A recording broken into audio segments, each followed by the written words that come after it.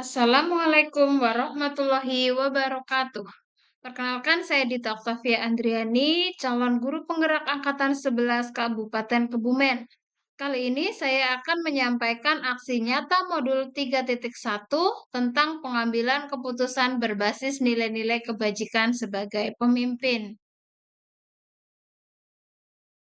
Yang saya pelajari pada modul ini. Permasalahan yang dibahas pada modul ini terdiri dari dua jenis. Yang pertama adalah permasalahan yang mengandung dilema etika, sedangkan yang kedua adalah bujukan moral.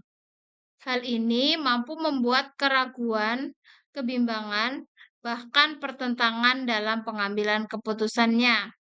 Oleh sebab itu, sebagai seorang pemimpin pembelajaran, wajib mengetahui terlebih dahulu apakah kasus tersebut termasuk dilema etika atau bujukan moral. Dilema etika bisa diartikan sebagai benar lawan benar, yaitu di mana situasi yang terjadi saat seseorang dihadapkan kepada pilihan yang sama-sama mengandung kebajikan dan harus benar secara moral, tetapi keduanya ada pertentangan. Sedangkan untuk bujukan moral diartikan sebagai benar lawan salah. Artinya, situasi kasus yang dihadapkan adalah benar lawan salah. Dalam dilema etika tidak ada yang salah. Keduanya sama-sama benar dan sama-sama mempunyai dampak positif dan negatif. Nah, untuk bisa menyelesaikan kasus dilema etika ataupun bujukan moral, maka seorang pemimpin harus mempunyai kemampuan dalam pengambilan keputusannya, yakni harus berdasarkan pada 4 paradigma, 3 prinsip, dan 9 langkah pengambilan keputusan serta pengujian keputusan. 4 paradigma yang berkaitan dengan dilema etika. Yang pertama ada rasa keadilan lawan rasa belas kasihan. Yang kedua ada individu lawan masyarakat. Yang ketiga jangka pendek lawan jangka panjang. Dan yang keempat kebenaran lawan kesetiaan.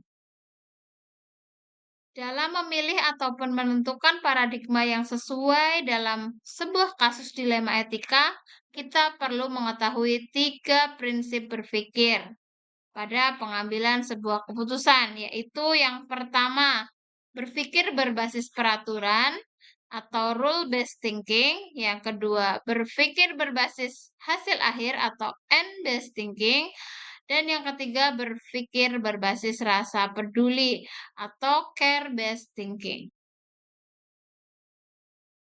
Ada 9 langkah untuk bisa menguji keputusan dalam situasi dilema etika. Di antaranya sebagai berikut. Yang pertama, mengenali bahwa ada nilai yang saling bertentangan.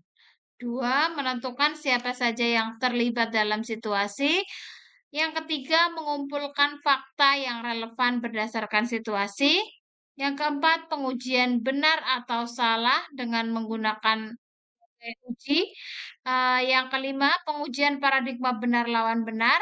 6, melakukan prinsip resolusi. 7, investigasi opsi trilema.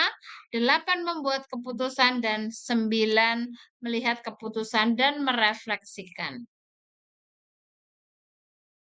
Sebagai pemimpin yang baik, wajib mengambil keputusan yang tepat dan bijaksana yang bisa diterima oleh semua pihak.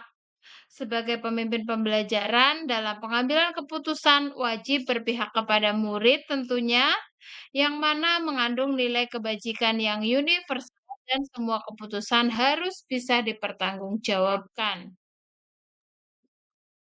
Deskripsi singkat kasus yang terjadi. Di SD Negeri 1 Taman Winangun ada seorang murid bernama Ella.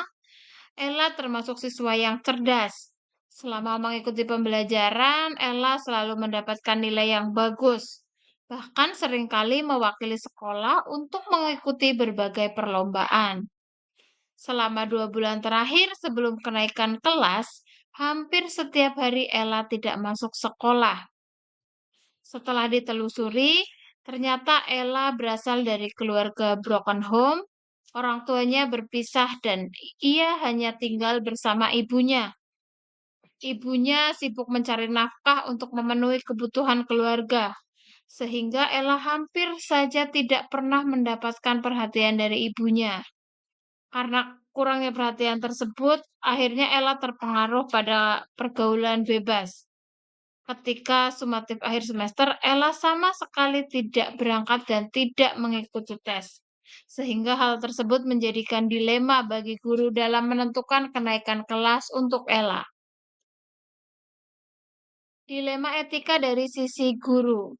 Di satu sisi, guru harus menegakkan peraturan di sekolah dan memberikan keadilan bagi siswa lain yang sudah rajin mengikuti pembelajaran. Di sisi lain, guru merasa kasihan kepada Ella, karena Ella sebenarnya termasuk siswa yang cerdas, hanya saja kurang mendapatkan perhatian dan dukungan dari kedua orang tuanya.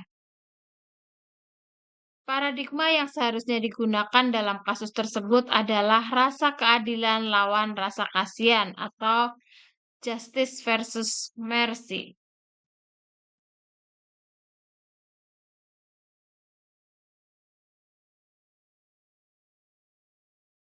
9 langkah pengambilan keputusan dilema etika.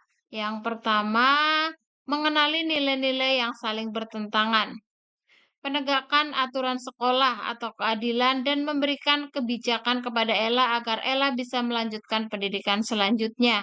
Yang kedua, menentukan siapa saja yang terlibat dalam situasi ini. Jadi, pihak yang terlibat antara lain ada murid, orang tua murid, guru, teman sekelas, dan pihak sekolah. Tiga, kumpulkan fakta yang relevan dengan situasi. Fakta yang pertama yaitu Ella tidak masuk sekolah selama 2 bulan. Dua, Ella tidak mendapatkan perhatian dan dukungan dari kedua orang tuanya. Tiga, Ella tidak mengikuti sumatif akhir semester. 4. Paradigma benar lawan benar. Dalam pengujian benar lawan benar, paradigma yang sesuai dengan situasi tersebut adalah rasa keadilan lawan rasa kasihan. 5. Melakukan prinsip resolusi. Dari 3 prinsip pengambilan keputusan, prinsip yang digunakan adalah berpikir berbasis peraturan dan berpikir berbasis rasa peduli. Hal tersebut dilakukan karena sekolah harus menegakkan peraturan. Di sisi lain, sekolah juga ingin memberikan kebijakan kepada murid untuk bisa bersekolah pada jenjang selanjutnya. 6. Opsi trilema. Murid diberikan kebijakan untuk bisa naik kelas dengan ketentuan harus membuat surat pernyataan bermaterai berisi pernyataan akan berangkat ke sekolah setiap hari dan mengerjakan tes sumatif akhir semester susulan. 7. Keputusan yang dibuat. Keputusan yang diambil adalah murid diberikan kebijakan untuk bisa naik kelas dengan ketentuan harus membuat surat pernyataan bermaterai berisi pernyataan akan berangkat ke sekolah setiap hari dan mengerjakan tes sumatif akhir semester susulan. Langkah yang kedelapan yaitu lihat kembali keputusan dan refleksikan. Berdasarkan keputusan yang diambil, maka murid diberikan kebijakan untuk bisa naik kelas dengan ketentuan harus membuat surat pernyataan bermaterai berisi pernyataan bahwa siswa tersebut akan berangkat sekolah setiap hari dan bersedia mengerjakan tes sumatif akhir semester susulan agar tidak terjadi kecemburuan dari siswa lain. Nilai sumatif akhir yang diperoleh sebagai bukti bahwa siswa tersebut masih mengikuti kegiatan belajar mengajar. Pada 9 langkah pengambilan keputusan, ada 1 langkah yang belum dilakukan, yaitu pengujian benar atau salah. Antara lain ada uji legal, uji regulasi, uji intuisi, uji publikasi, dan juga uji panutan. Hal tersebut terjadi karena pengambilan keputusan harus diambil sesegera mungkin. Maka kami berfokus pada keputusan yang diambil.